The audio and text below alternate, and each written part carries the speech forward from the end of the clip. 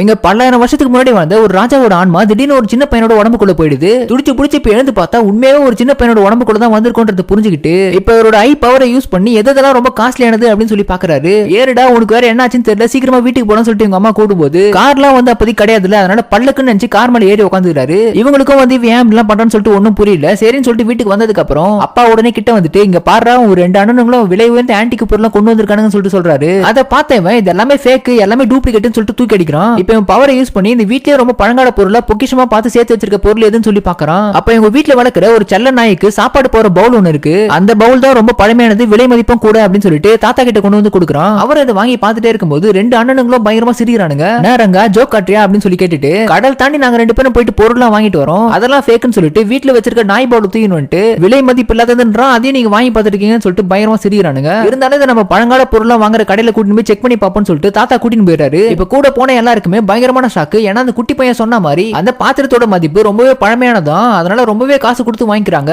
இப்ப தாத்தா எல்லாரையும் கூட்டிட்டு வந்துட்டு நம்மளுக்குள்ள பிரச்சனை வேணாம், நான் எல்லாருக்குமே ஈக்குவலா $300 கொடுக்குறேன், அதை வச்சு உங்களால என்ன பொருள் வாங்க முடியுமோ வாங்கிட்டு வாங்க, அதுல யாரு ரொம்ப பெஸ்டான பொருளா வாங்குறீங்கன்னு சொல்லிட்டு நான் பார்த்து தெரிஞ்சுக்கிறேன்னு சொல்றாரு. சரி ஓகேன்னு சொல்லிட்டு எல்லாரும் காசை வாங்கிட்டு அந்த பழங்கால பொருள்லாம் வாங்குறதுக்கு ஆன்டிக் ஷாப்புக்கு வராங்க. இங்க வந்ததும் இந்த அண்ணங்கானுங்க 2 பேரும் அந்த குட்டி பையன் என்ன வாங்க போறான்னு சொல்லிட்டு பார்த்துட்டே இருக்கானுங்க. அப்ப இவங்க கிட்ட இருக்க அந்த ஐ பவர் யூஸ் பண்ணி எல்லாத்தையும் பார்த்துட்டே இருக்கும்போது தட்டையா ஒரு கருங்கல் மாதிரி இருக்கு, அது எவ்வளவுன்னு சொல்லிட்டு கேக்குறான். ஷாப் ஓனர் ரேட்டை சொல்றதுக்குள்ள 2 அண்ணனுங்களும் வேகமா ஓடி வந்து நான் செலக்ட் பண்ணி பில்லு போடலாம்னு சொல்லிட்டு வச்சிருக்கேன், நீ இதை வாங்கி கொடுத்து தாத்தா கிட்ட பேர் வாங்கலாம்னு சொல்லி பாக்குறேன்னு சொல்லிட்டு இதை காசு கொடுத்து வாங்கிட்டு போயிடுறானுங்க. அப்ப அந்த தட்டையான கருங்கல்லுக்குள்ள இருந்து ஒரு ஸ்டிக் மாதிரி கீழே வந்துட்டு இருக்கும். ஆக்சுவலா இதுதான் அதுக்குள்ள இந்த வேல்யூவான பொருள். அதை இந்த பையன் பார்த்ததும் இவனோட பவர் மூலமா பார்த்ததும் இதுதான் வந்து இருக்கத்திலே ரொம்ப பழமையான ஆன்டிக்னு சொல்லி புரிஞ்சுக்கிட்டு இது ரொம்பவே கம்மியான காசுக்கு வாங்கிட்டு வந்துடுறான். இப்போ முந்திக்கிட்டு தாத்தா கிட்ட கொண்டு வந்து இங்க பாத்தீங்களா பயங்கரமான ஒரு பொருளா கொண்டு வந்திருக்கும், இதெல்லாம் மார்க்கெட்ல பயங்கரமான ரேட்டு, கஷ்டப்பட்டு அச்சு புச்சு வாங்கிருக்கோம் அப்படின்னு எல்லாம் சொல்லிட்டே இருக்கும்போது இந்த பையன் இப்ப இந்த ஸ்டிக் மாதிரி வாங்கினதை கொண்டு வந்து காட்டுறான். தாத்தாவும் இதை வாங்கி என்னன்னு சொல்லி பார்த்துட்டே இருக்கும்போது எவனா இதை போய் அவ்வளவு காசு கொடுத்து வாங்குவானா, ஏமாந்து போயிட்டு அந்த சின்ன பையன் அப்படின்னு சொல்லிட்டு அண்ணங்கானுங்க 2 பேரும் பயங்கரமா சிரிக்கிறானுங்க.